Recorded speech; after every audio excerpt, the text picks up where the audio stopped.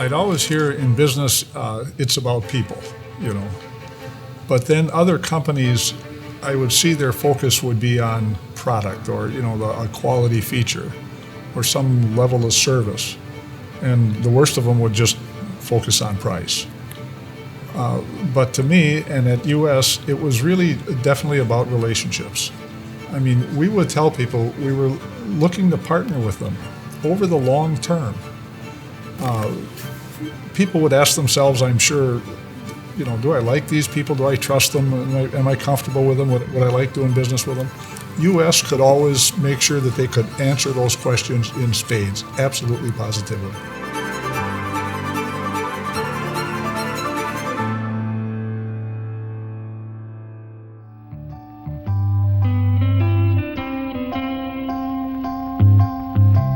With so many careers to choose from, how will you choose your career? I rented the spur station out in on 47. I believe US was interested in mechanics, so they approached me, and Ray, Zuelke, and Art Schmidt stopped in and said, you know, how's everything, blah, blah. We got talking. And his reputation preceded him. A lot of our guys knew him, and his expertise in auto repair, and good guy. So we wanted him pretty bad. And but he was gung-ho on running his own business and told us no. You know, I got to make this sale. So yeah. Finally, we struck a deal, and I started with US as a mechanic in the auto in our home office there. And it worked out real well. After college, I was recruited by Firestone in kind of a junior executive deal, you know.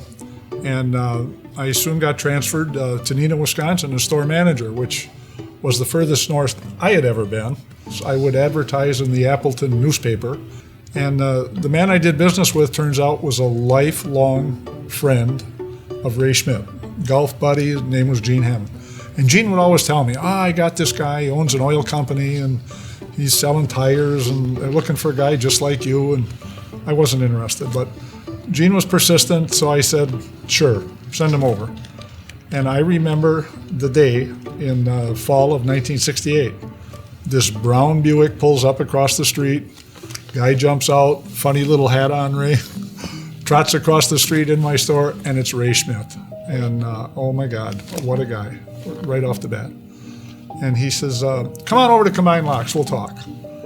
Yes, sir. You know, I didn't know where Combined Locks was.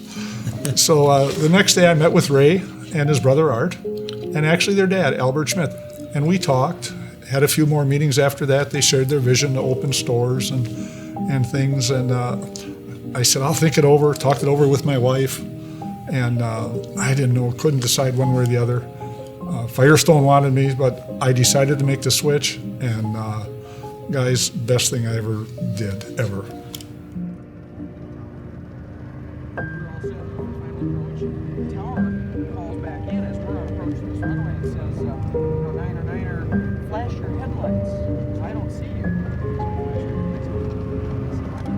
Aviation has been a big part of my life.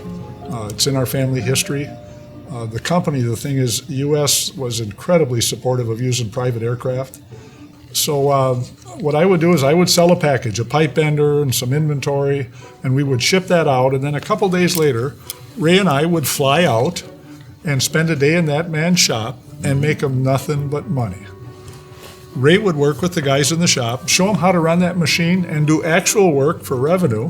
And I'd spend the day on retail sales process, ordering, marketing, things like that.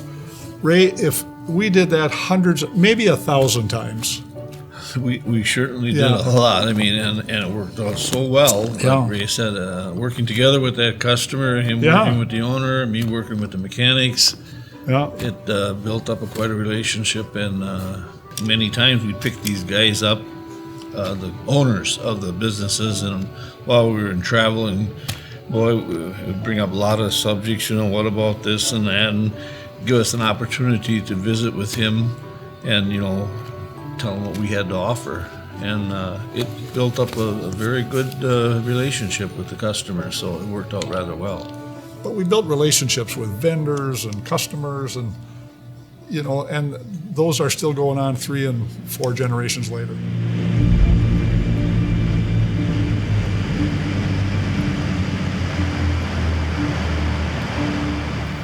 Well, customer satisfaction, to be able to sell somebody something and show them how to use it and see them be successful in doing so, it was very, very rewarding. So it was enjoyable and rewarding. For a while there, Ray headed out one way and I headed the other when we were getting our stations rolling. And then after we got that all, I went back onto the sales. Then we joined stronger together. So well, we wore out the single-engine airplane. Then we got the twin-engine airplane. It had to be 20 years or more. Well, yeah, it's all at least better than half of our career. Yeah. We had some good times. I mean, I can't tell you all that secrets. Often the airplane kept us out of trouble because we would come home at night. Yeah, that's true. When we drove, we had long drives, long ride home. Most people, when their firstborn comes along, you don't say, I hope when you grow up that you're going to be a salesman. That never happens. They say, or a mechanic. Yeah, they say, we want you to be a doctor or a lawyer. Yet salesmen are professionals. They're highly compensated. So what's the difference? The difference is doctors and lawyers go to school for what they do, and they're not allowed to practice on their patients. Whereas sales couldn't be further from the truth.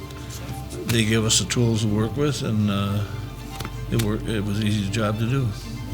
We literally came up with a better way for the manufacturer to connect to the end user of the product. This was an incredible change, and this change was affected by frontline people, the folks in the trenches, and that's because U.S. Oil always hired good people, empowered them, told them to do their thing, got the hell out of the way. It was like giving us the keys to the place. In fact, I think they told us that's how to act.